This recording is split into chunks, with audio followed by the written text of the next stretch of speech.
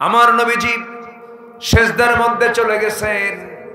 হুসাইন রাদিয়াল্লাহু তাআলা আনহু নবীজির ঘাড়ের উপরে গিয়ে বসে পড়েছেন। সিজদার মধ্যে আমার নবীজি উঠতে পারতেছেন না, ধমকও দিলেন না, রাগও করলেন না। যতক্ষণ হুসাইন স্বেচ্ছায় না ওঠে ততক্ষণ পর্যন্ত আমার নবীজি সিজদার মধ্যে তাসবিহ জপতে লাগলেন। জোরে কোন সুবহানাল্লাহ, সুবহান রাব্বিয়াল আলা, সুবহান রাব্বিয়াল আলা। সেই দিন যেদিন হুসাইন তার ঘরে বসেছিল ৪৯ বার পর্যন্ত বলেছেন, একটা বারো শিশুকে ধমক দিয়ে কথা বলেন নাই। নানা হইছেন, নানার নাতির জ্বালা সহ্য করাও একটা সুন্নাহ, বলি আলহামদুলিল্লাহ। আমার নবীজি মসজিদে নববীর ভিতরে বসে আছেন, সাহাবীরা নবীর বয়ান শুনতেছেন। দরজা লেগে দেওয়া, কারণ মদিনায় রাসূল যতদিন ছিলেন মুনাফিকদের ষড়যন্ত্র, ইহুদিদের ষড়যন্ত্র ছিল কি ছিল না বলেন? ছিল। আমার নবীজি মসজিদ নববীর মধ্যে বসে আছেন, এমন সময় দরজায় একজন সাহাবী দাঁড়ায় আছেন। হোসেন রাদিয়াল্লাহু আনহু নবীর সঙ্গে দেখা করার জন্য আসতেছেন দরজার দিকে। দরজায় দাঁড়িয়ে থাকা সাহাবী বলছেন, হোসেন তুমি এখন যাবে না, কারণ আমরা জানি রাসূলের সামনে তুমি দাঁড়ালে নবীজি তার সমস্ত বয়ান বন্ধ করে দিবেন, তুমি এখন যেতে পারো না। হোসেন বলতেছে, কেন যাব না? না, পরে যাবে তুমি। হুসাইন তিনি খেপে গিয়ে রেগে গিয়ে বলছেন, ও চাচা, তোমরা যে নবীর কথা তোমরা তার সামনে বসে বসে ঘন্টার পরে ঘন্টা শোনো, সেই নবীর চাইতে আমি হুসাইন 1000 গুণে বড় রাস্তা ছাড়। ধমক একটা মারলেন। সাহাবী মনে মনে চিন্তা করে, যদি বাধা দেই তাহলে আরো তো কথা বলে ফেলবেন, না ছেড়ে দিলাম। হুসাইন রাদিয়াল্লাহু আনহু রাস্তা ক্লিয়ার করলেন, নবীর সামনে গিয়ে দাঁড়ালেন। মশানে ভিন্ন, মুখে কোনো হাসি নাই, চেহারায় তার রাগ রাগ ভাব। নবীজি বলছেন, না না, তোমার মন মেজাজ তো ভালো দেখছে না, কি হয়েছে তোমার? তিনি বলছেন, না না, আমার কি কোনো দাম না, আমার কি সম্মান নাই? কেন? আমি আপনার সঙ্গে দেখা করার জন্য আসতে চাই, দরজায় কারে দাঁড়ায় রাখছেন, আমারে ঢুকতে দেয় না। আমার কি দাম নাই নাকি? আমার কি সম্মান নাই নাকি? রাসূল বলছেন, না না, কি হয়েছে বলো। এবার তিনি বলছেন, না না, বেশি কথা বলবো না, তবে একটা কথা আমি তোমাকে বলতে চাই, সেটা কি বলো? না না, তুমি যে সাহাবীর সঙ্গে কথা বলো, এখানে বসে থাকো, সবাইকে ডাকো, সবাইকে সাক্ষী রেখে একটা কথা বলতে চাই। না না, আউযু বিল্লাহি মিনাশ শাইতানির রাজীম,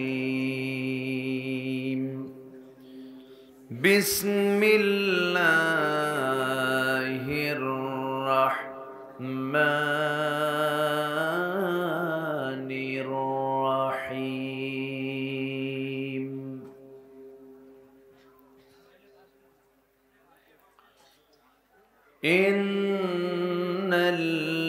ইন্নাল্লাযীনা ইয়াকতুমুনা মা আনজালনা মিনাল বায়িনাত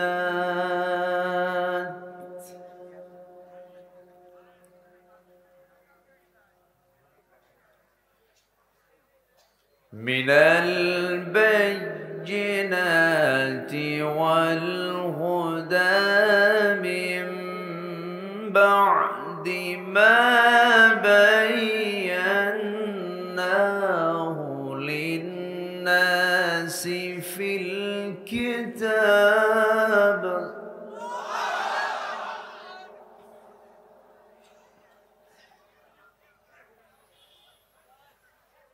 উলাইকা ইয়ালআনুহুমুল্লাহু ওয়া ইয়ালআনুহুমুল লাঈনুন।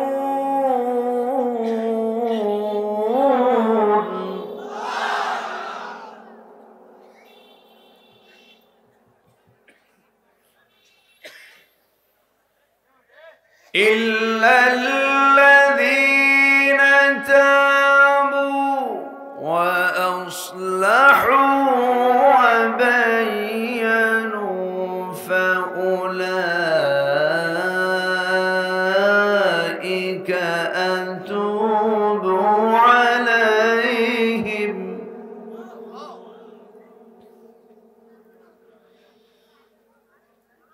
فأولئك أتوب عليهم وأنا التواب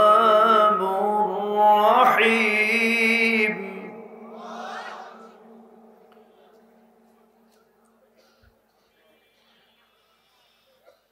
الله أكبر.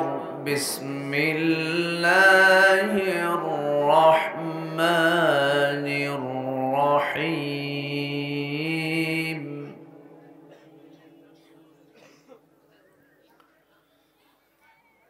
إن الله وملائكته يصلون على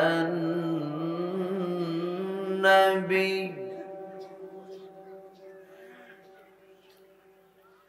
يا أيها الذين آمنوا صلوا عليه وسلموا تسليما.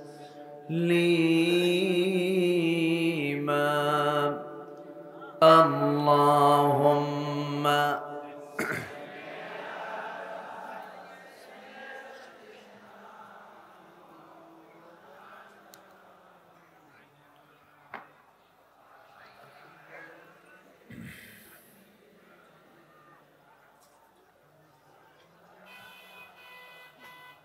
একটু মহব্বত দিয়ে নবীর প্রেমে মাতোয়ারা হয়ে জবান খুলে আওয়াজ দিয়ে সবাই বলুন আল্লাহুম্মা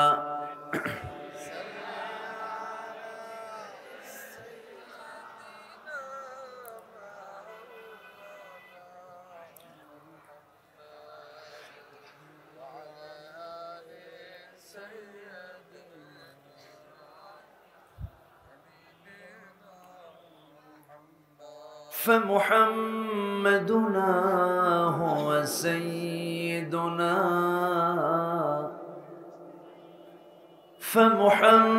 فمحمدنا هو سيدنا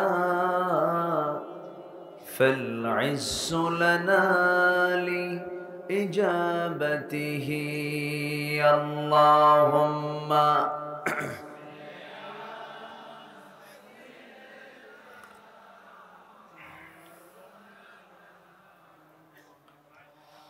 وعلى آل سيدنا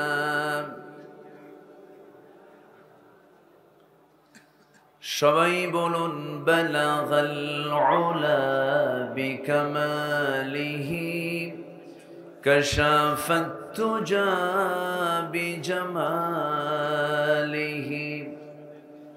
حسنت جميع خصاله.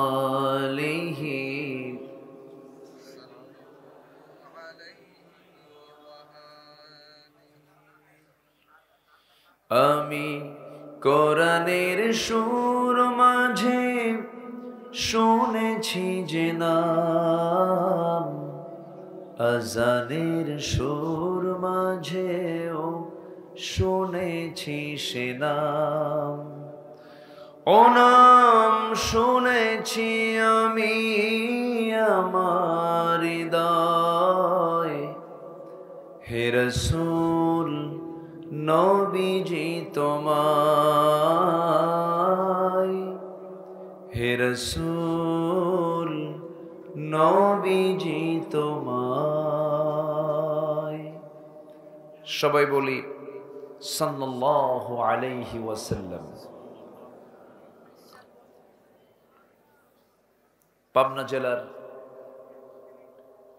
আটঘরিয়া উপজেলার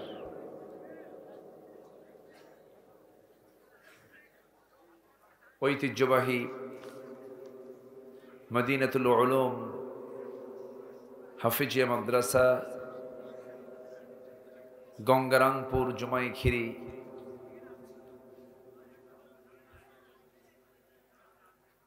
মসজিদ মাদ্রাসা হাফিজিয়া মাদ্রাসা এতিমখানা সংলগ্ন মাঠে অনুষ্ঠিত আজকের এই দুদিন ব্যাপী নবম বার্ষিকী তাফসীরুল কোরআন মাহফিল 2025 2024 মহৎ আয়োজনের সম্মানিত সুযোগ্য সভাপতি, আজকের মাহফিলের সম্মানিত সাহেব সদর জনাব আলহাজ হাসমত আলী মণ্ডল, আজকের মাহফিলের বরেণ্য অতিথি, কথা বলেছেন আটঘরিয়া উপজেলা পরিষদের সাবেক চেয়ারম্যান, জননন্দিত জননেতা মুহতারাম মাওলানা জহুরুল ইসলাম খান,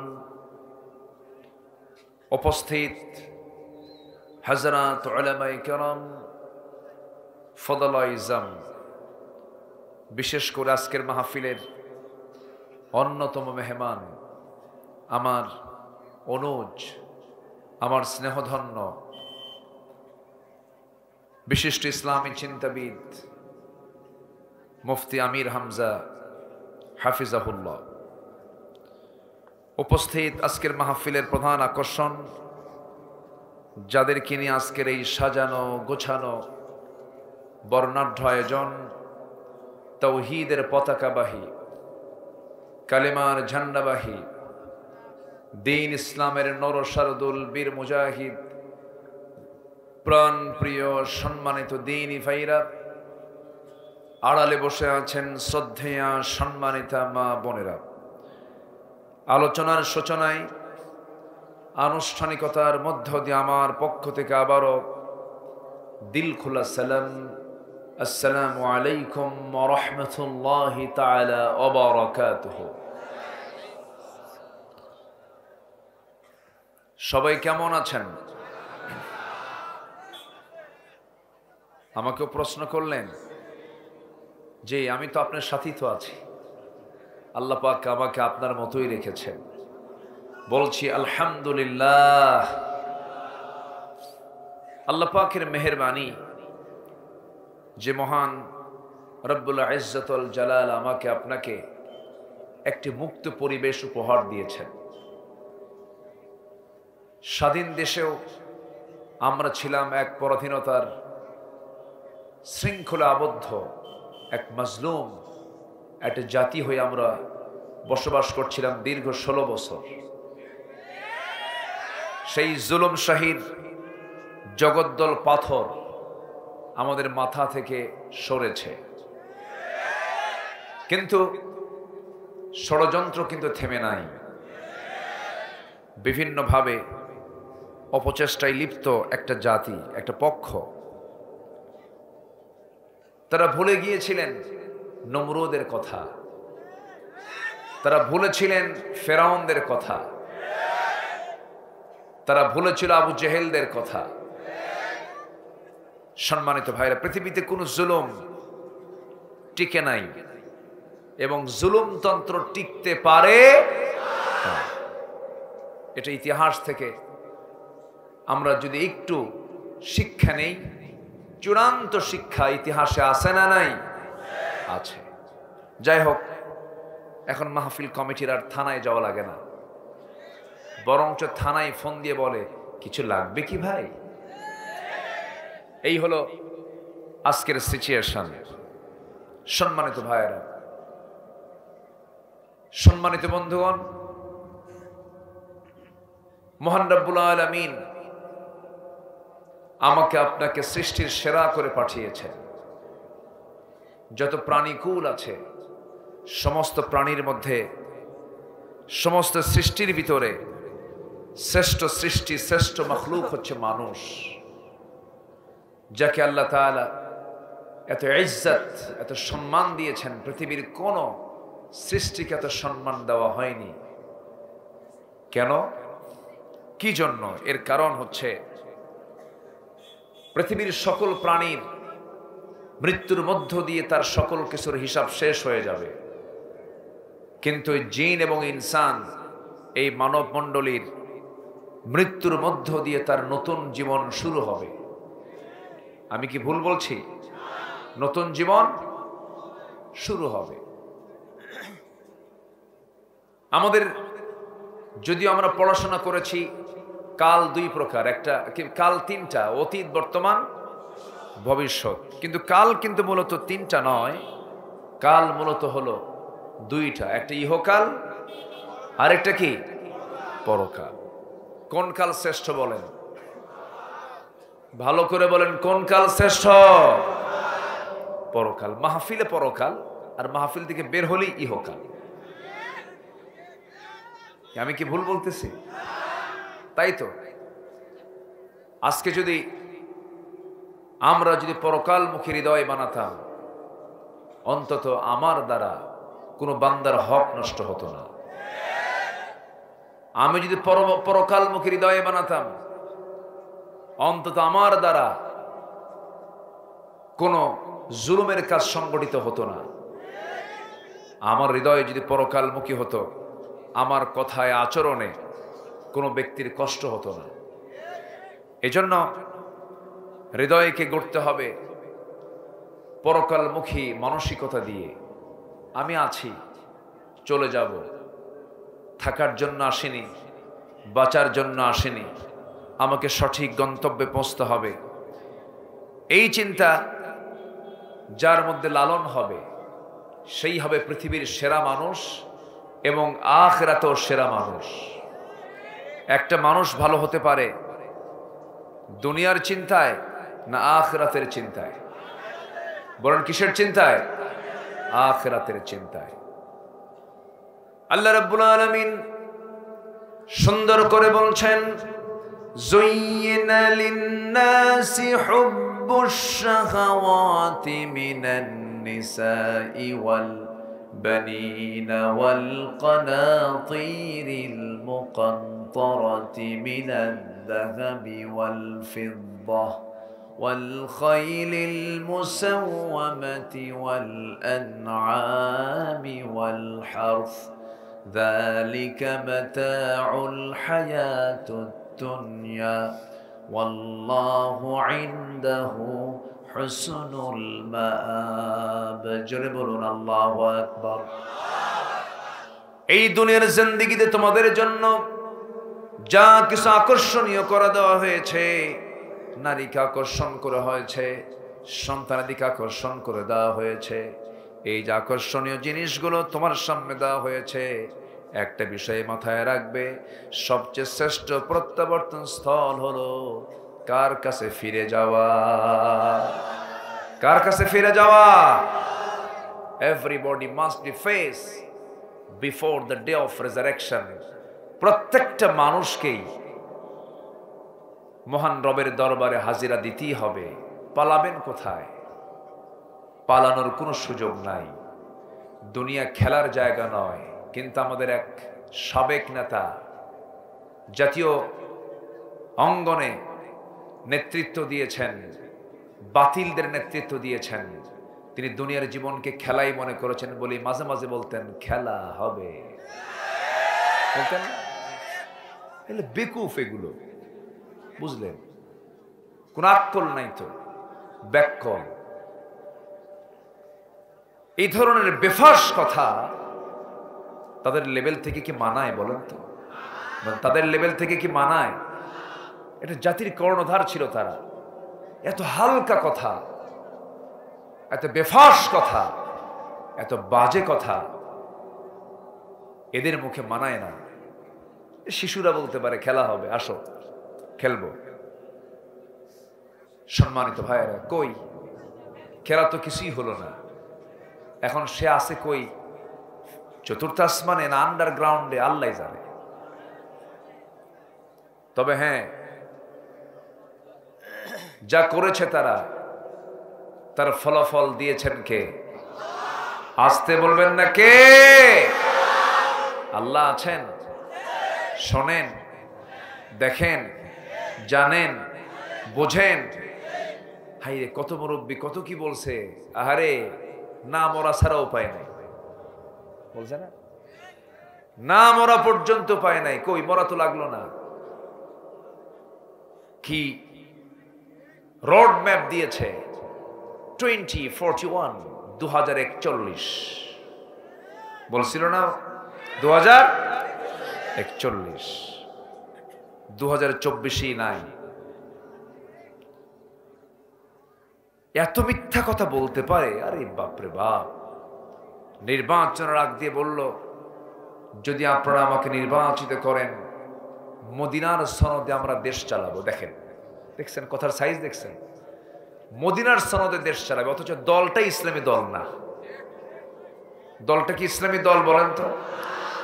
তাহলে একটা অনিসলামী দলের একজন নেত্রী বলতেছে, আমাকে নির্বাচিত করলে পরে মদিনার সনদে আমরা দেশ চালাবো। হ্যাঁ চালাইছে, চালায়নি তা নয়, চালাইছে মদিনার সনদে নয়, মোদির সনদে। ঠিক কিনা? জনগণ ধরে ফেলেছে, ধরে নাই? হ্যাঁ,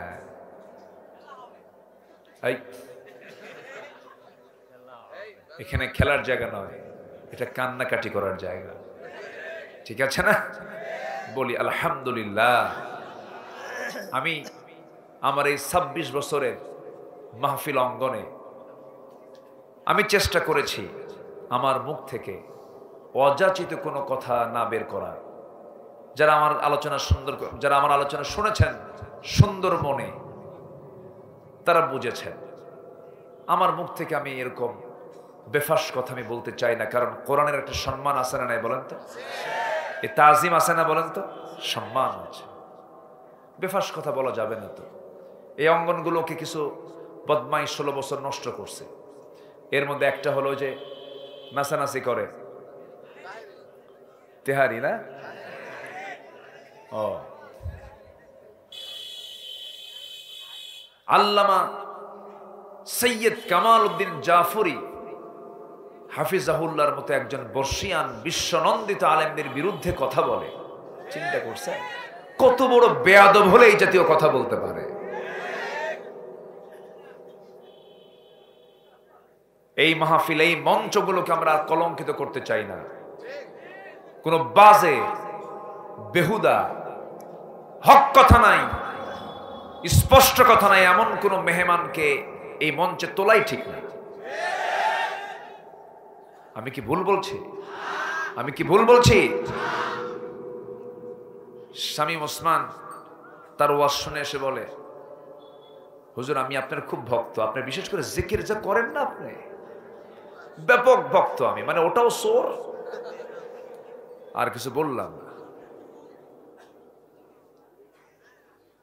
কষ্ট পাচ্ছেন নাকি আপনারা? তাহলে দেশ চলেছে মদিনার সনদে না? মদিনার সনদে। আমরা নাকি ধর্মের ব্যবসা করি। আমাদেরকে বলে ধর্মের ব্যবসা যদি আমরাই করতাম, আমাদেরকে ফাঁসির মঞ্চে ঝুলে মারা হলো কেন? ঠিক কিনা? আমরা কারো কাছে মাথা নত করিনি, মাথা নত করেছি একমাত্র কার কাছে? আল্লাহর কাছে। শহীদের রক্ত পাবনায় আছে না নাই? আরে সাথিয়ার মাটিতে শুয়ে আছেন শহীদ মতিউর রহমান নিজামী রাহিমাহুল্লাহ। কি অনর চিন্তা, অনর দৃঢ় মনোবল সম্পন্ন একজন মানুষ ছিলেন। রাতের বেলা ফাঁসি, ছেলেকে বলে তুমি কি আমার জানাজায় যাবা না? তুমি আমার জানাজা পড়াবা। আল্লাহু আকবার। তোমার আম্মুকে সাথে নিবা না পাবনায়? ঢাকা থেকে পাবনা যেতে অনেক কষ্ট হবে, তোমার আম্মু যেন ঢাকায় থেকে যায়, তোমরা আমার জানাজা দিবা, পাবনায় যাবা।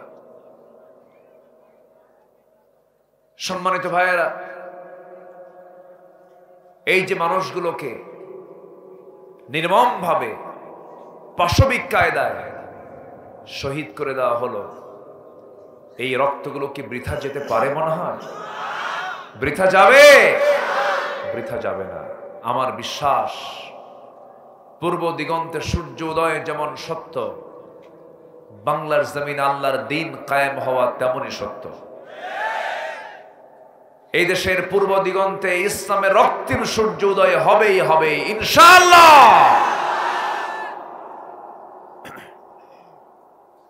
আমাদেরকে ধর্মের ব্যবসায়ী বলেন, অথচ মুখের দাড়ি ছিল সাদা, মাথার চুল ছিল সাদা, জামাটাও সাদা, পাজামাও সাদা।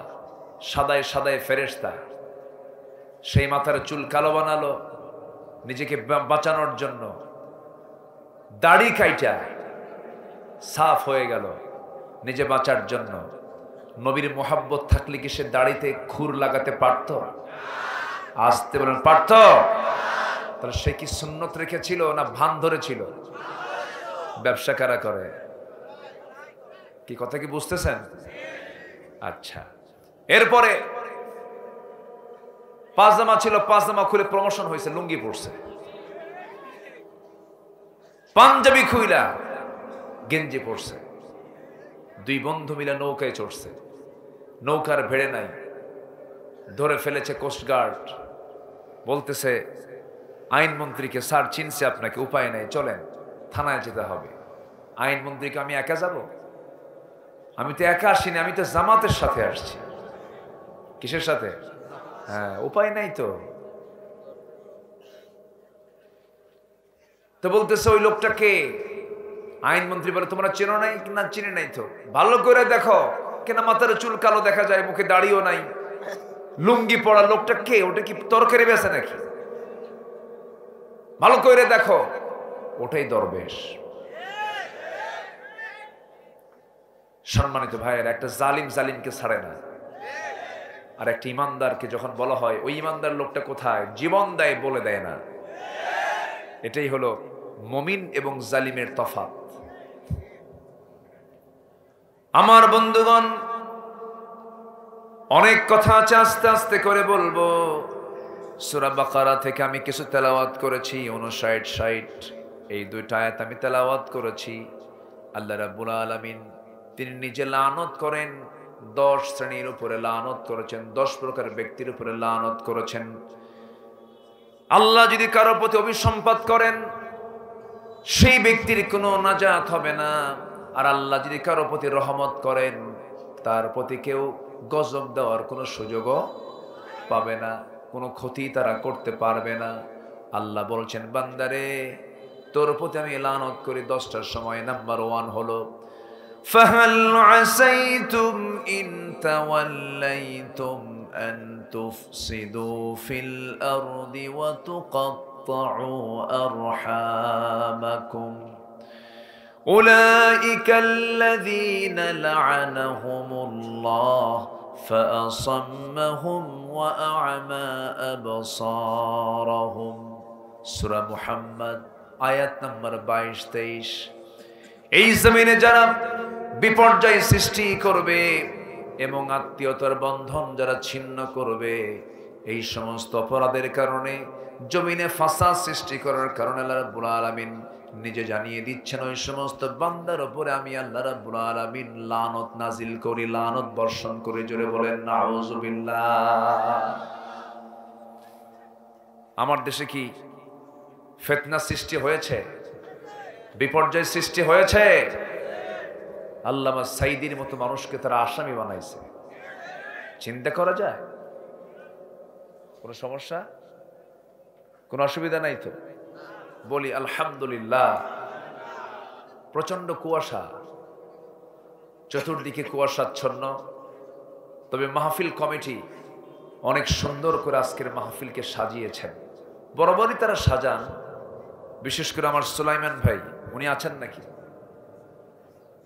যে আমার সুলাইমান ভাইয়ের যে রুচি, তার যে ক্লাসিক্যাল চিন্তা, মাশাআল্লাহ। আমি যখন ঢুকতেছিলাম, এক একটা গেট পার হচ্ছিলাম, কোরআনকে কি সুন্দর করে সাজিয়েছেন তিনি। প্রতিটি গেট, প্রতিটি গাছ বিভিন্ন আলোকসজ্জায় তিনি সজ্জিত করেছেন। এটা পৃথিবীর কোনো হালকা কোনো জিনিসকে সাজান নাই, তিনি কোরআনটাকে সুন্দর করে সাজিয়ে নিয়েছেন। বলি আলহামদুলিল্লাহ। এই মাহফিলগুলো দীর্ঘদিন যাবত অনেক জায়গায় করতে দেওয়া হয়নি। জানেন না আপনারা? 2013 সালে, 14 সালে আমি লাস্ট দারুল আমান ট্রাস্ট আমি আসতে পেরেছিলাম। 2014, 11, 12, 13, 14, 4 বছর। 4 বছরের 10টি প্রোগ্রাম এবং সাথে মহিলা সমাবেশ, এই 14টি প্রোগ্রাম আমি দারুল আমান ট্রাস্টে করতে পেরেছি, এরপর আর ফেরেশতারা আমাকে আসতে দেয় নাই। বুঝলেন? আমার এমপি ফোন দিয়া কয়, হুজুর আপনি পাবনায় আসবেন না, পাবনা কিন্তু আমার। দেখছেন কথার সাইজ? দেখছেন? পাবনা ওর, জমিন কার? জমিন কার? ছাত্ররা বলল কোটা প্রথা বাতিল করতে হবে, কোটা মানি না। জবাবে একটা দায়িত্বের পদে থাকা ব্যক্তি বলতেছে, রাজাকারের নাতিপুতিরা চাকরি পাবে? কে জবাব? কে দিয়েছেন জবাব? কে দিয়েছেন? কি জুলুমগুলো করেছে, কি দোষ ছিল আমাদের বলেন তো? কত মাহফিলে যে হামলা হয়েছে, কত মাহফিলে যে আমাদেরকে ধরে নিয়ে যাওয়া হয়েছে, এর হিসাব নাই। 2018 সালের দিকে মামলা তো শুরু হয়েছে 2000 সাল থেকে। 2018 সালে হঠাৎ করে বাড়ি ঘেরাও দিয়ে আমারে থানায় নিয়ে চলে গেল। ওসি সাহেবের রুমে ঢুকলাম, সালাম কালাম হলো। ওসি কান্দে, ওসি কান দেখে, হুজুর আমি আপনার খুব ভক্ত, আপনার ওয়াজ শুনি। ধরলেন কেন? হুজুর চাকরি বাঁচান্ত ফরজ। বললাম ইমান বাঁচান্ত নফল। মামলা খান দিয়ে বলে, হুজুর সমস্যা নাই, যান তো জেলখানায়, নির্বাচনটা হয়ে যাক। দেখছেন কথা কি বুঝতেছেন? বললাম নির্বাচন হয়ে যাবে, হ্যাঁ ভোট দেবে কারা? কবর থেকে উঠে এসে লোকজন ভোট দেবে। ভোট দেয়নি? কবর থেকে উঠে এসে লোকজন ভোট দেয়নি? এই দাদা দাদি ভোট দিয়ে যায় নাই? চাটমোহরের এক লোক বলে, হুজুর আমার দাদা দাদিকে দেখার খুব শখ হয়েছিল, তো ভাবলাম নির্বাচনের দিন তো আসবেই। মারে বললাম, মা দাদি তো বহু আগে মারা গেছে, তুমি কিছু পিঠা বানাও। কি কথা বুঝতেছেন? খুব মজা করে উনি আমাকে এই কথাগুলো বললেন। সম্মানিত ভাইয়েরা, সম্মানিত বন্ধুগণ, আমাকে মামলা দিয়ে জেলখানায় ঢুকায় দিল। ঢুকলাম, ঢোকা মাত্রই দিকে এক মুরব্বী বুড়া মানুষ, দাঁত পড়া, হাত পা চামড়াগুলো কুচকে গেছে, আমারে দেখে লম্বা একখান সালাম দিয়ে বলে, হুজুর আপনি জেলখানায়? খুব খুশি হলাম। তো বললাম, ঢুকলাম জেলখানায়, খুশি হলেন আপনি, এটা আবার কেমন কথা? বলতেছে, হুজুর মাহফিলে যাই, ওয়াজ শুনি, দূর থেকে বয়ান শুনি, খুব শখ হয় আপনার সাথে একটু মুসাফা করা, একটু পাশাপাশি বসে গল্প করা, সেই সুযোগ তো পাই না হুজুর, আর্টসের ভিতরে থাকে। এখন চাচাকে বললাম, চাচা আপনার মামলা কি? আপনি এখানে কেন? আপনি কি অকাম করে আসছেন? তাহলে বাবা আমি বোমা মারছি, বোমা বোমা। বলে যে বাবা যে আমার নামে বোমা হামলার মামলা দিছে, আমি নাকি এই 85 বছরের বয়সে নাকি বোমা মারছি মানুষকে।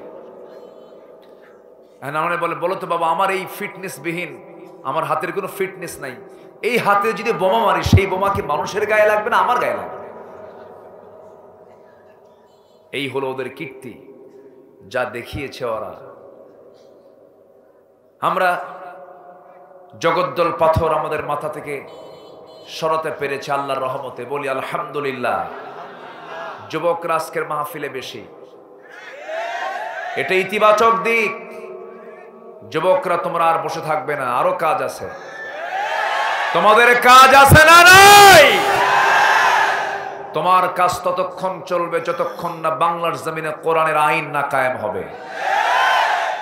53 বছর দেশের বয়স স্বাধীনতার, নামাজি মাত্র 5%। এর কারণ আছে, এর কারণ হলো নেতা যারা নেতৃত্ব দিয়েছে কেউ নামাজি নেতা না। নামাজি নেতা ছাড়া নামাজ কায়েম হয় না। তাহলে নামাজ রাষ্ট্রীয় পর্যায়ে কায়েম হোক, সবাই কি চান? সবাইকে চান। এবং নামাজ রাষ্ট্রীয় পর্যায়ে কায়েম হোক আল্লাহও চান। কোরআনে আয়াত আছে না নাই? একটু বলি। আল্লাহ রাব্বুল আলামিন বলেন, আল্লাযীনা مكناهم في الأرض أقاموا الصلاة وآتوا الزكاة وأمروا بالمعروف ونهوا عن المنكر ولله عاقبة الأمور জোরে বলুন আল্লাহু আকবার। দুনিয়ার জিন্দেগিতে আমি যাদেরকে রাষ্ট্রীয় এর মুখে কোনো হাসি পাইনি কোনোদিন, জানেন? হাসে না, মুখের মধ্যে কোনো হাসিই নাই, বেকুফ বদমাইশ, একদম ফার্স্ট ক্লাস বেয়াদব। আল্লামা সাইদির ফাঁসি দিয়ে বলে যে আমি নিজেকে গর্বিত মনে করে আমি তার ফাঁসির রায় দিয়েছি। জোরে বলুন নাউযুবিল্লাহ। আমার নামেও তালিকা করেছিল 2 বছর আগে, 116 জন আলেমের নামে তালিকা করলো, আমরা নাকি রাষ্ট্রদ্রোহী। এর মধ্যে আমার নামটাও ঢুকাই দিছে। 2 বছর পার হয়নি, ওদের তালিকা শুরু হয়েছে এখন। কি ঠিক কিনা? হ্যাঁ, ওদের তালিকা শুরু হয়ে গেছে। পালাতে চাইলো সিলেট দিয়া, সিলেটবাসী খুব ভালো আপ্যায়ন করেছে, খুব মেহমানদারি করেছে, কোর্টে ঢুকতে নিয়েছে, বিসি শুদ্ধ আউট করে দিচ্ছে।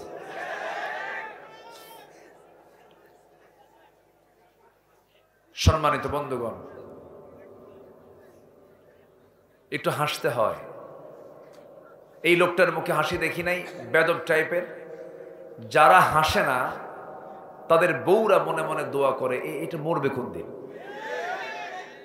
একটু হাসা উচিত। আমার নবী হেসেছেন, বউদেরকে নিয়ে খুনসুটি করেছেন। আমার নবী যে বউ ছাড়া খুব কম চলেছেন, জীবনে হজ করেছেন একবার। কয়বার? বউ ছাড়া যাননি, বউকে সাথে নিয়ে গেছেন। আম্মা জান আয়েশাকে সাথে নিয়ে একবার হজ করেছেন, তাও একবারই তার বউকে সাথে নিয়েছেন। আমার এই বয়ানে আমার মায়েরা খুব খুশি। হুজুর ভালো করে কোন, বুড়া খালি একা একা যায়, আমারে নিয়ে যায় না।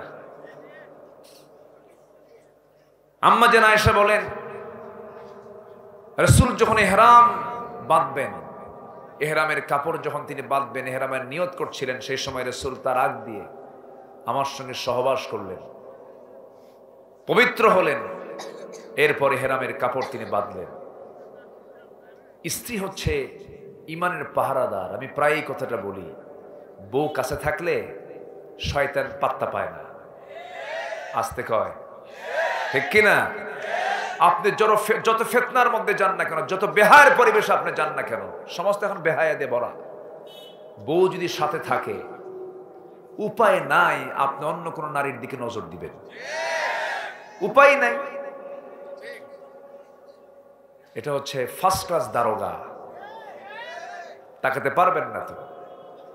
হঠাৎ করে যদি ওর মাঝেই যদি 20-30 সেকেন্ড যদি কোনো পরনার দিকে যদি নজর দেন, আর এটা যদি আপনার বউটা যদি একবার দেখে যে তাকায় ছিল, কিচ্ছু বলবে না সারাদিন। বাইরে তো সন্ধ্যার পরে যখন বাড়ির মধ্যে ঢুকবেন, হয়তো নিরিবিলি পরিবেশে ডাক দিচ্ছেন, ঝর্ণা, কিসের তোমার ঝর্ণা? ছায়া থাকো আরেক দিকে, মোহাব্বত দেখাও না, কি লাগবে কিনা, লাগবে কিনা? এই জন্য বউ নিয়ে ঘুরবেন, অন্যের বউ না কিন্তু নিজের বউ। যুবকরা বিয়ে করতে ইচ্ছা করে, দেখেন কিছু বুড়া চাচাও করে, এই বুড়ি জানলে কিন্তু খবর আছে। যে যুবকের বিয়ে করার ইচ্ছা হয় না, ওর যে কোনো একটা সমস্যা হবে, পুরুষত্ব নাই, অথবা ও বাইপাস মারে। তাহলে বিয়ের আগ্রহ দরকার আছে না নাই? বিয়ে করতে হবে। ফানকিহু মা তাবা লাকুম মিনান নিসা মাসনা ওয়া থুলাসা ওয়া রুবা। বিয়ের কথা কে বলে দিয়েছেন? কে বলে দিয়েছেন? এক সাহাবী বিয়ে করতে চান, বিয়ে হয় না, খালি বিয়ে ভেঙে যায়। এরকম হয় না? হয় না? খালি বিয়ে ভাঙে। তো সাহাবীরও বিয়ে ভাঙছে, কিন্তু বিয়ে ভাঙলে হতাশ হওয়ার কোনো কারণ নাই, বিয়ে হবেই ইনশাআল্লাহ। কোন বিয়ের আগে ইটিট ফিটিট করবা না, বিয়ের আগে বিবাহ পূর্ব কোনো নোংরামি করবা না। যুবকরা, তোমরা দেশকে স্বাধীন করেছো নতুন করে, চরিত্রহীন হওয়া যাবে না। চরিত্র হচ্ছে সবচাইতে বড় শক্তি, সুন্দর চরিত্র সবচাইতে বড় শক্তি। চরিত্র নষ্ট করে এটা কি আবার? ও, এটা খালাম্মাদের কাম। মাদ্রাসার জন্য 4টা ডিম দিয়ে গেছে না, এখনো গ্রামীণ ঐতিহ্যগুলো আছে এখনো। ভালো, আল্লাহ কার দানে কি পুরস্কার দেন বোঝা মুশকিল। যে প্রকার দান করছেন এতিমদের জন্য আল্লাহ তুমি কবুল করে নাও, জোরে বলি আমিন। যার বিয়ে হয় না টেনশন নাই, বিয়ে হয়ে যাবে। চাইতে হবে কার কাছে? আল্লাহর কাছে বলতে হবে। আমার নবীজি মেয়েগুলোকে বিয়ে দিয়েছেন, ছেলেগুলোকে বিয়ে দিয়েছেন, সাহাবায়ে কেরামকে বিয়ের ব্যাপারে খুব তাকিদ দিতেন।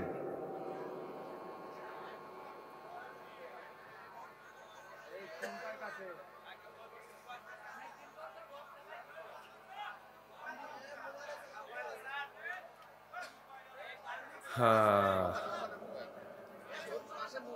মেশিনের সাথেই আছে মনে হয় না? হ্যাঁ, দেখছেন সবাই কিন্তু ইঞ্জিনিয়ার।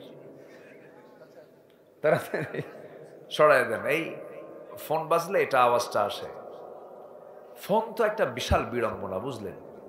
রাত 3টার দিকে একদিন দেখি ফোন দিছে আমাকে একজন, ফোন দিয়ে বলে, হুজুর আমি আপনার ওয়াজ শুনে কাঁদতেছি।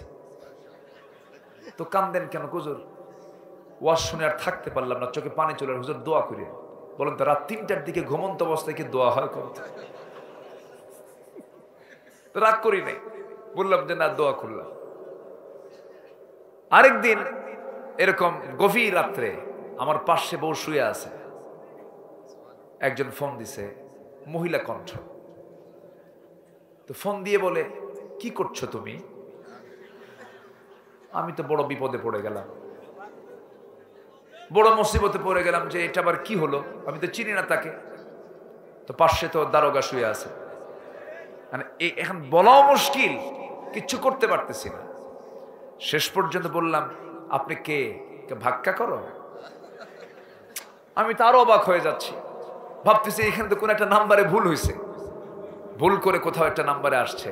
তো বললাম, প্লিজ আপনি নাম্বারটা চেক করেন, অনেক রাত তো, ভুল করতেছেন, আবার ফাইজলামি করো। মহা মুশকিলে পড়ে গেলাম। শেষে আমি তাকে বোঝাতে সক্ষম হলাম যে আসলেই সে রং নাম্বারে ফোন দিয়েছে। আবার দেখবেন নামাজের ভিতরে হঠাৎ করে রিং বেজে ওঠে। আমাদের মোবাইলটা হয়ে গেছে যদিও প্রয়োজনীয়, কিন্তু উপকারের চাইতে ক্ষতির দিকই আজকে ব্যবহার হচ্ছে বেশি। এজন্য মোবাইল ব্যবহার করা যাবে কি যাবে না এমন প্রশ্ন আসলে আমি বলি, যে মোবাইলকে চালাতে পারে সে মোবাইল ব্যবহার করবে, আর মোবাইল যাকে চালায় তার ব্যবহার করা জায়েজ নাই। কি কথা ক্লিয়ার? দেখেন না যে ভেজাল লাগলো এতক্ষণ, মসজিদেও লাগে, ইমাম সাহেব সূরা পড়তেছে, এদিকে গান বাজতেছে, কি যে মুশকিল। আল্লাহ তুমি ফিতনা থেকে বাঁচাও, জোরে বলি আমিন। মোবাইল ব্যবহার করেন, কিন্তু এটাকে নিয়ন্ত্রণ রেখে চলতে হবে। জিকির কমে গেছে আজকে, জানেন? জিকির নাই, নামাজের পরে বসে বসে দোয়াগুলো এগুলো নাই। মোবাইল মানুষকে চরম ব্যস্ত বানায় ফেলেছে। আল্লাহ সকল ক্ষতি থেকে আমাদেরকে হেফাজত করুন, জোরে বলি আল্লাহুম্মা আমিন। সম্মানিত ভাইয়েরা, তাহলে আমরা কি আল্লাহর রহমত চাই না লানত চাই? রহমত চাই না লানত চাই? রহমত চাই। তাহলে 10টা লানত থেকে আমরা বাঁচবো, 2টা কেবল বলেছে, আরো 8টা পড়ে আছে। ওইদিকে একটু কথা বলছিলাম যুবকদেরকে নিয়ে। যুবকরা, বিবাহ পূর্ব কোনো সম্পর্ক কারোর সঙ্গে গড়া যাবে, ওয়ালা মুত্তাখিদি আখদান ওয়ালা মুত্তাখিদাতি আখদান, এগুলো করা যাবে না। গোপন গোপন কোনো নোংরামি চলবে না। বিয়ার আগে কি প্রেম হয়? আসতে কয়, বিয়ার আগে কি প্রেম? এটার নাম প্রেম হতে পারে? বিয়ার আগে যা হয় প্রেম হয় না জেনা হয়। জোরে বলো, প্রেম হয় না জেনা হয়? বিয়ার পরে প্রেম হয়। তাহলে প্রেমটা হলো বিয়ার আগের বিষয় না পরের বিষয়? পরের বিষয়। অনেকে বুক উঁচু করে বলে, কি বলে জানেন? হুজুর, আমাদের না এটা লাভ ম্যারেজ। আমি মনে মনে কই কুত্তা ম্যারেজ। ঠিক আছে না? কুকুরের কি কোনো ইজাব কবুল আছে? বলেন, কুকুরের কি ইজাব কবুল আছে নাকি? ইজাব কবুল ছাড়া যে সম্পর্ক হবে সেটাই হয়ে যাবে কুকুরের সম্পর্ক, অবৈধ সম্পর্ক, জিনার সম্পর্ক। যুবকরা নোংরামিতে যাবে না, গাছের গোড়ায় গোড়ায় বসবে না, জোড়ায় জোড়ায় বসবে না, গার্লস স্কুলের সামনে গিয়ে তিমের মতো বসে থাকবা না, লস প্রজেক্ট এগুলো মনোযোগ দিবা না।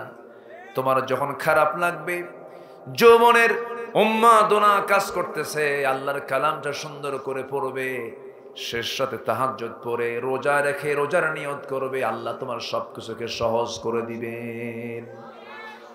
একজন সাহাবী নবীর সামনে দাঁড়িয়ে বলছেন, হুজুর আমার কি বিয়ে হবে না? কেন, কি হয়েছে? বহু মেয়ে দেখলাম, বিয়ে হলো না, কোনো সব বিয়ে ভেঙে যায়। রাসূল বলছেন, তোমার দায়িত্ব আমি নিলাম, তোমার বিয়ে হবে, যাও। কার সাথে? অমুক বাড়িতে একজন মহিলা আছে, অমুক সাহাবীর মেয়ের সঙ্গে তোমার বিয়ে হয়ে যাবে, যাও, চলে যাও। চলে গেলেন বুক ভরা আশা নিয়া। যাওয়ার আগ দিয়ে বলছেন, হুজুর বলবো কেমনে, আপনি একটা দলিল করে দেন, লিখে দেন, একটা চিঠি লিখে দেন। আমার নবীর মাধ্যমে একটা চিঠি প্রস্তুত করে ওই সাহাবী চলে গেছেন মেয়ের বাবার কাছে, গিয়ে বলছেন, এই যে মেয়ের বাপ, চিঠি পড়ো, ব্যবস্থা করো। মেয়ের বাপ চিঠিখানা পড়লেন, নবীর মাধ্যমে চিঠিখানা এসেছে। নিজেকে ধন্য মনে করলেন, আহারে রাসূল আমার মেয়ে নিয়ে চিন্তা করেন। এবার বলা হলো, আমার মেয়েকে তুমি বিয়ে করতে এসেছো, আমার মেয়ে রাজি কিনা আমার আগে জানা দরকার। তুমি তো কালো, আমার মেয়ে তো চাঁদের মতো চেহারা তার। এই কথা বলি মেয়ের বাপ ভিতরে এসেছেন, মেয়ের চেহারার দিকে তাকায় দেখেন তার চোখে পানি টলমল করছে, মেয়েটা কান্দে। বলা হলো, আমার মা তুমি কান্দো কেন? বুঝতে পেরেছি ছেলে তোমার পছন্দ হয় না, বিয়ে হবে না। মেয়ে আবার বেশি কান্নাকাটিতে ভেঙ্গে পড়ে বলছে, বাবা বুঝতে ভুল করেছো, এই জাগতিক জীবনে আমার যদি কোনো বিয়ে হয়, আমার নবীজির পছন্দ করা সেই ছেলের সঙ্গে বিয়ে হবে, অন্য কোনো পুরুষের সঙ্গে হবে না। সাদা কে করেন? কালো কে করেন? লম্বা কে করেন? খাটো কে করেন? মোটা কে করেন? চিকন কে করেন? ফয়সালা কার? কিছু কিছু মহিলা আছে, স্বামী যদি একটু কালো হয় অথবা একটু খাটো হয়, চেহারা যদি একটু দুর্বল হয়, তার চাইতে মাঝে মাঝে খোঁটা দিয়ে বলে, তোমার সঙ্গে যে আমার বিয়ে হয়েছে তোমার 14 গোষ্ঠীর কপাল, আয়নায় চেহারা দেখো। কি আছে কিনা? কিছু মহিলা আছে না? নাই? খোঁটা দিবেন না, বলবেন না, কারণ ওই গোলামটা কার তৈরি করা? কার সৃষ্টি করা? আল্লাহর সৃষ্টি করা। সবই সুন্দর। আমার বন্ধুগণ, ওই সুন্দরী নারী ওই কালো ছেলেকে পছন্দ করে ফেললেন। বিয়ে হয়ে গেছে, বিয়ে হয়ে যাবে, বিয়ের ফয়সালা হয়ে গেছে, বিয়ের কথা চূড়ান্ত হয়ে গেছে। এই চূড়ান্ত নিউজ নিয়ে সাহাবী চলে গেলেন নবীর কাছে, গিয়ে বলছেন, সাদ আল আসওয়াদ আস-সুলাইমি তার নাম। নবীর সামনে দাঁড়িয়ে মুস্কি হাসি মেরে বলছেন, ইয়া রাসূলুল্লাহ, কপাল আজকে আমার খুলে গেছে। কেন? মেয়েও রাজি, মেয়ের বাপও রাজি, বিয়ে হয়ে যাক। আমার রাসূল বললেন, ঠিক আছে, বিয়েতে করবার টাকা আছে নাকি? হুজুর টাকা পাবো কোথায়? আমার কাছে কোনো টাকা নাই। রাসূল বললেন, টাকা ছাড়া তুমি বিয়ে করবা কেমনে? টাকা ছাড়া তো বিয়ে হবে না, মোহরনা লাগবে। হুজুর সব যখন আপনি করলেন, টাকাটা আপনি দেন, আমি বিয়ে করি। সুবহানাল্লাহ বলবেন না? আমার নবীজি কি ফ্রি ছিলেন, তার সঙ্গে সবাই ফ্রি হয়ে কথা বলতো। আল্লাহু আকবার। এমনকি শিশুরা পর্যন্ত, শিশুরা, বাচ্চারা নবীর ঘাড়ে বসতো, পিঠে বসতো। আমার নবীজির কাছে হোসেন প্রায় এসে বলতেন, না না, সবসময় তুমি আস্তা বলে যাও, ঘোড়ায় চড়ো, আমি কোন দিন ঘোড়ায় চড়বো? ছোট মানুষ তো, অনুকরণ প্রিয় তো, আমি ঘোড়ায় চড়বো না। আমি বলে, না না, তুমি চড়বা কেমনে? তুমি তো ছোট, তোমার পা তো ঘোড়ার পিঠ পর্যন্ত যাবে না, তুমি কেমনে যাবা? না না, তাহলে যদি নাই হয় ঘোড়ায় চড়া, তুমি ঘোড়া হও। সুবহানাল্লাহ বলবেন না? আমার রাসূলকে ঘোড়া বানায় দিলেন। আমার নবীজি শুধু হামাগুড়ি দিয়ে, হাঁটুটা দিয়ে সামনে হাতটা আগায় দিলেন, ঘোড়ার মতো তিনি থাকলেন। লাফ মেরে নবীর পিঠের উপরে চড়ে গেছেন হোসাইন। পিছনে থাপড়ায়, বাড়ি মারে আর কয় ঘোড়া যা। আমার নবীজি গোটা ঘর ঘুরে বেড়াতেন। যেরকম সুবহানাল্লাহ, বিশ্বনবী শিশুর হক আদায় করেছেন। আল্লাহু আকবার। হোসাইন একদিন নবীজির কোলে বসা, গল্প করতেছেন। গল্পের মাঝেই গভীরতায় চলে গেলেন রাসূল। আজানের সময় হয়ে গেল, নামাজে দাঁড়ালেন। বললেন, না না, তুমি এখানে বসো, আমি একটু সেজদায় যাই, নামাজটা পড়ি। আমার নবীজি সেজদার মধ্যে চলে গেছেন। হোসাইন রাদিয়াল্লাহু তাআলা আনহু নবীজির ঘাড়ের উপরে গিয়ে বসে পড়েছেন। সেজদার মধ্যে আমার নবীজি উঠতে পারতেছেন না, ধমকও দিলেন না, রাগও করলেন না। যতক্ষণ হোসাইন স্বেচ্ছায় না ওঠে ততক্ষণ পর্যন্ত আমার নবীজি সেজদার মধ্যে তাসবিহ জপতে লাগলেন। জোরে কোন সুবহানাল্লাহ, সুবহান রাব্বিয়াল আলা, সুবহান রাব্বিয়াল আলা। সেই দিন যেদিন হোসাইন তার ঘরে বসেছিল 49 বার পর্যন্ত বলেছেন, একটা বারো শিশুকে ধমক দিয়ে কথা বলেন নাই। নানা হইছেন, নানার নাতির জ্বালা সহ্য করাও একটা সুন্নাহ, বলি আলহামদুলিল্লাহ। আমার নবীজি মসজিদে নববীর ভিতরে বসে আছেন, সাহাবীরা নবীর বয়ান শুনতেছেন। দরজা লেগে দেওয়া, কারণ মদিনায় রাসূল যতদিন ছিলেন মুনাফিকদের ষড়যন্ত্র, ইহুদিদের ষড়যন্ত্র ছিল কি ছিল না বলেন? ছিল। আমার নবীজি মসজিদ নববীর মধ্যে বসে আছেন, এমন সময় দরজায় একজন সাহাবী দাঁড়ায় আছেন। হোসেন রাদিয়াল্লাহু আনহু নবীর সঙ্গে দেখা করার জন্য আসতেছেন দরজার দিকে। দরজায় দাঁড়িয়ে থাকা সাহাবী বলছেন, হোসেন তুমি এখন যাবে না, কারণ আমরা জানি রাসূলের সামনে তুমি দাঁড়ালেই নবীজি তার সমস্ত বয়ান বন্ধ করে দিবেন, তুমি এখন যেতে পারো না। হোসেন বলতেছে, কেন যাব না? না, পরে যাবে তুমি। হোসেন তিনি খেপে গিয়ে রেগে গিয়ে বলছেন, ও চাচা, তোমরা যে নবীর কথা তোমরা তার সামনে বসে বসে ঘন্টার পরে ঘন্টা শোনো, সেই নবীর চাইতে আমি হোসাইন 1000 গুণে বড় রাস্তা ছাড়। ধমক একটা মারলেন। সাহাবী মনে মনে চিন্তা করে, যদি বাধা দেই তাহলে আরো তো কথা বলে ফেলবেন, না, ছেড়ে দিলাম। হোসাইন রাদিয়াল্লাহু আনহু রাস্তা ক্লিয়ার করলেন, নবীর সামনে গিয়ে দাঁড়ালেন। মশানে ভিন্ন, মুখে কোনো হাসি নাই, চেহারায় তার রাগ রাগ ভাব। নবীজি বলছেন, না না, তোমার মন মেজাজ তো ভালো দেখছে না, কি হয়েছে তোমার? তিনি বলছেন, না না, আমার কি কোনো দাম না, আমার কি সম্মান নাই? কেন? আমি আপনার সঙ্গে দেখা করার জন্য আসতে চাই, দরজায় কারে দাঁড়ায় রাখছেন, আমারে ঢুকতে দেয় না। আমার কি দাম নাই নাকি? আমার কি সম্মান নাই নাকি? রাসূল বলছেন, না না, কি হয়েছে বলো। এবার তিনি বলছেন, না না, বেশি কথা বলবো না, তবে একটা কথা আমি তোমাকে বলতে চাই, সেটা কি বলো? না না, তুমি যে সাহাবীর সঙ্গে কথা বলো, এখানে বসে থাকো, সবাইকে ডাকো, সবাইকে সাক্ষী রেখে একটা কথা বলতে চাই। না না, আমি তোমার চাইতে কিন্তু অনেক বড়। যেরকম সুবহানাল্লাহ। রাসূল বলছেন, না না, তুমি আমার চাইতে কেমন করে বড়? কি হবে তুমি আমার চাইতে অনেক বড়? কেন? না, অনেক যুক্তি ছিল, অনেক যুক্তি আছে, বেশি যুক্তি দেব না, তবে আমি যে তোমার চাইতে বড় আমি তোমাকে প্রমাণ করে দেখিয়ে দেব। রাসূল বলছেন, না না, কি প্রমাণ করে দেখাবে? তুমি আমাকে একটা একটা করে বলো। নবীজি ক্লান্ত হলেন না, নবীজি ক্ষিপ্ত হলেন না। রাসূল এক পর্যায়ে বলছেন, না না, কি প্রশ্ন করবে বলো। এবার তিনি বলছেন, না না, প্রশ্ন তো করবো, কিন্তু এইভাবে প্রশ্ন করব না। কেন, কিভাবে প্রশ্ন করবা? আমি তোমাকে প্রশ্ন যখন করব, শর্ত হলো তোমার সব সাহাবী প্রশ্নগুলো শুনতে হবে। সব সাহাবীকে ডাকা হলো। এবার বলা হলো, না না, আমি তোমার কোন জায়গায় বেশি বেশি বসে থাকি, আমার বুকের উপরে তুমি শুয়ে পড়ো। শুয়ে পড়লেন। নবীর বুকের উপরে হোসেন বসে বলছে, না না, তোমাকে আমি 1 নাম্বার প্রশ্ন করতে চাই। না না, বলো তো তোমার মার নামটা কি? আমেনা। বাড়ি কোথায়? মদিনা। এতটুকুই পরিচয় শেষ। কিন্তু না, ও না না, তুমি তো নিঃসন্দেহে জানো আমার মার পরিচয়টা কি। আমার মা হলো তোমার কলিজার টুকরা ফাতিমা। তোমার কলিজার টুকরা ফাতিমা, জান্নাতীদের সমস্ত রমণীদের সর্দারিনী ফাতিমা। আমার মা ফাতিমাকে 1 পাল্লাই দাও। ও না না, তোমার মা খাদিজা, তোমার মা আমেনাকে 1 পাল্লাই দিয়ে দাও। আল্লাহর কসম করে বলছি, তোমার মা আমেনার চাইতে আমার মা ফাতিমা অনেকটাই বড়। জোরে কোন সুবহানাল্লাহ। আমার নবীজি মুস্কি মুস্কি হাসি মারলেন।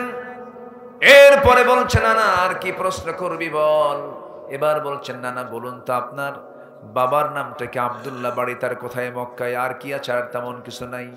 এবার বলছে, নানা তুমি তো নিশ্চিত জানো আমার বাবার পরিচয়টা কি? আমার বাবা হলেন দুনিয়ার সমস্ত কাফের বেঈমানদের জন্য যাকে সিংহ করে পাঠানো হয়েছে, আসাদুল্লাহিল গালিব হযরতে আলী রাদিয়াল্লাহু তাআলা আনহু। এমন পিতা তো তোমার পিতা নয়। তোমার পিতা আব্দুল্লাহকে এক পাল্লায় দিয়ে দাও, আমার পিতা আলীকে এক পাল্লায় দিয়ে দাও। আল্লাহর কসম করে বলি ও নানা, সত্যি করে বলি, আমার বাবার ওজনটাই বেশি ভারী হয়ে যাবে। আমার নবীজি মুস্কি মুস্কি হাসি মারেন, কিন্তু অন্যদিকে তার চোখের কোনা বেয়ে বেয়ে চোখ দিয়ে পানি পড়ছে।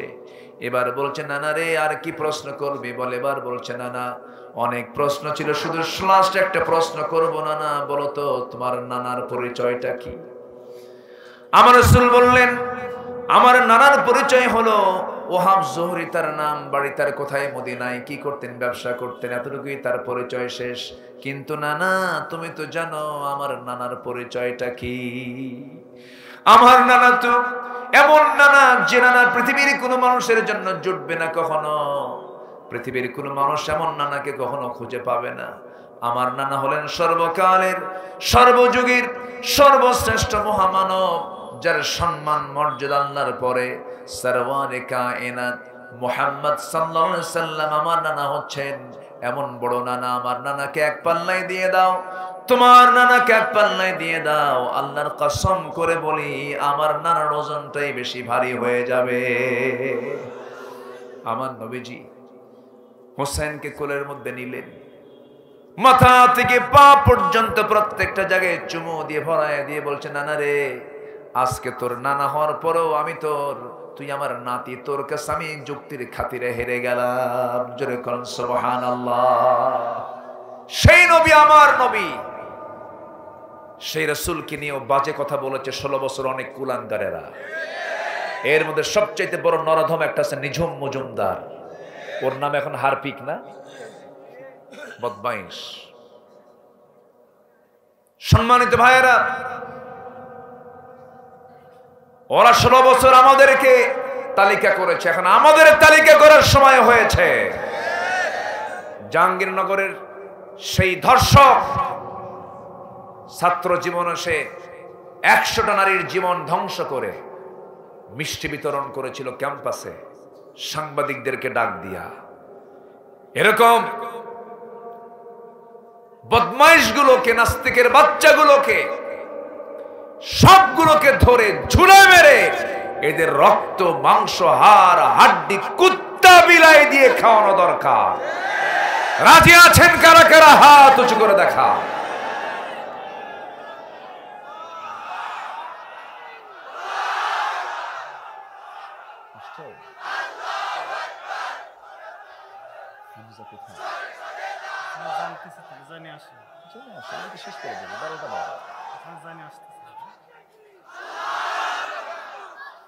আল্লাহ কবুল করুন। জোরে বলি আমিন, আরো জোরে আমিন।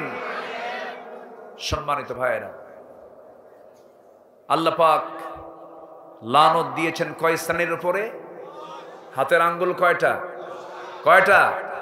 নখ কয়টা? লানত দিয়েছেন কয় শ্রেণীর উপরে? 10 শ্রেণীর উপরে। আজকের আলোচনায় নাম্বার 1, যারা সমাজে ফাসাদ সৃষ্টি করবে। নাম্বার 2, যারা আত্মীয়তার বন্ধন যারা নষ্ট করবে। বোনকে সম্পদ দেবে না, জমি বুঝে দেবে না বলে বোনের সঙ্গে কথা কয় না এক যুগ। এরকম ভাই মনে হয় 8 ঘরিয়ায় নাই। এলাকায় কি বন্ধের হিসাব দিয়ে দেয়? জমাজমি দেয়?